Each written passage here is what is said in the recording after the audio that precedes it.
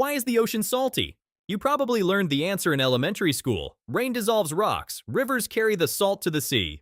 But if that were the whole story, why isn't the ocean getting saltier every single year? And why does seawater taste like table salt when river water doesn't? Here's what most people picture. Rain falls on a mountain, it erodes a rock, a tiny grain of salt washes into a stream, and that stream eventually reaches the ocean. That's not wrong, it's just missing the engine.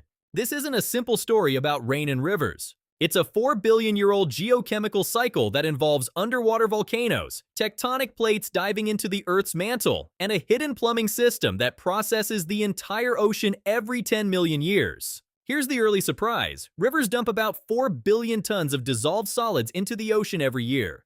But the ocean's salinity stays rock steady at 3.5% salt. That means there's a removal system, something pulling salt out at exactly the same rate it goes in. The real question isn't why the ocean is salty, it's why it isn't getting saltier. So, let's start with the obvious source. Chemical weathering on land. Rainwater is slightly acidic because it dissolves carbon dioxide from the atmosphere. Think of it like a weak acid slowly eating away at the rocks beneath your feet.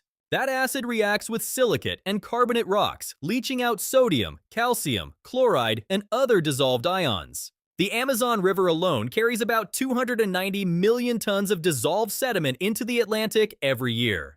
But here's the problem with this explanation. It does the It does the crowd like it doesn't match the chemistry. River water is dominated by calcium and bicarbonate. Seawater is dominated by sodium and chloride, the exact same stuff as table salt. Somewhere between the river mouth and the open ocean, the entire chemical recipe flips. That's the first clue that rivers aren't the main character in this story. They're delivering raw ingredients to a factory they don't control. But where's the factory? The factory is underwater volcanoes, and this has nothing to do with rivers at all. Along mid-ocean ridges, places like the Juan de Fuca Ridge off the coast of Washington state, seawater seeps down through cracks in the oceanic crust. It gets superheated to over 400 degrees Celsius by magma below. Then it reacts with the basalt rock in a chemical process that strips magnesium out of the seawater and injects sodium, chloride, calcium, and potassium back in. This superheated, mineral-rich fluid shoots back out through hydrothermal vents called black smokers. It's like a pressure cooker that's been running for billions of years, constantly brewing new salt and injecting it directly into the deep ocean.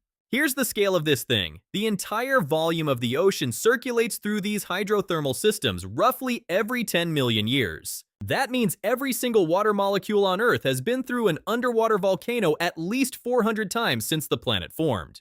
The salt in your ocean isn't just washed in from the land. It's been cooked in the Earth's mantle and spewed back out through the seafloor. Now that you know about the underwater volcanoes, you can see the river story completely differently. The rivers aren't the source of the salt. They're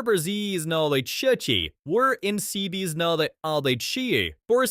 They're just the delivery system for the raw ingredients. Here's how the chemistry actually works. When rainwater weathers rocks on land, it picks up calcium and bicarbonate. Those ions flow to the ocean, where they combine with the sodium and chloride from the hydrothermal vents. The calcium and bicarbonate react to form calcium carbonate, limestone, which settles on the seafloor. That leaves the sodium and chloride behind in the water. So the ocean isn't accumulating salt from rivers. It's using the river's calcium to build seafloor rock, while the hydrothermal vents supply the sodium and chloride that make seawater taste salty. It's a chemical exchange, not a one-way dump. But here's where the story takes a turn that most people never see coming. The same process that makes the ocean salty is also what controls Earth's climate over geological timescales. Think of it like a thermostat, but one built from rock and seawater. When silicate rocks weather on land, they consume atmospheric CO2. That reaction pulls carbon out of the air and locks it into carbonate minerals on the seafloor. Then, when those seafloor plates get subducted into the mantle at trenches like the Mariana Trench, the carbon gets recycled back into the atmosphere through volcanic eruptions. This is called the silicate carbonate cycle. It's Earth's natural climate regulation system. Without it, Earth would have long ago entered a runaway greenhouse state, like Venus. So, the salt in your ocean water is a byproduct of the same planetary machinery that keeps the air breathable. You can't separate the two. And if you want proof that this whole system is a recipe, not an accident, look at the Dead Sea. It's nearly 10 times saltier than the ocean, about 340 parts per thousand. Most people assume it's just super concentrated seawater. It's not. The Dead Sea is rich in magnesium and calcium chlorides, not sodium chloride. That's because it's fed by the Jordan River, which drains rocks from the surrounding Rift Valley, rocks that are rich in magnesium and calcium. The Dead Sea is a closed basin with no outlet. Evaporation concentrates whatever salts come in, and the chemistry of those salts depends entirely on what rocks are being weathered upstream. It's a natural laboratory showing that the ocean salt recipe isn't universal. It's specific to the rocks on Earth's continents and the hydrothermal systems beneath its seafloor. Change the ingredients, change the salt. So here's the quiet insight that ties it all together. The ocean salt isn't a leftover, it's a snapshot. Every drop of seawater contains a chemical fingerprint of everything that's happened to Earth in the last 4 billion years. The sodium came from hydrothermal vents that cooked the oceanic crust.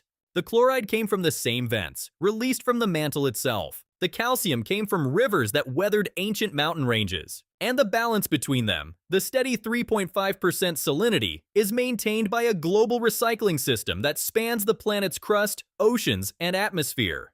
The salt isn't just in the water, it's the record of a living planet. Next time you stand at the shoreline and taste salt on your lips, picture this. That single grain of sodium chloride has been through the Earth's mantle, erupted from a black smoker miles beneath the surface, dissolved into a current that circled the globe, and ended up right here, on your tongue.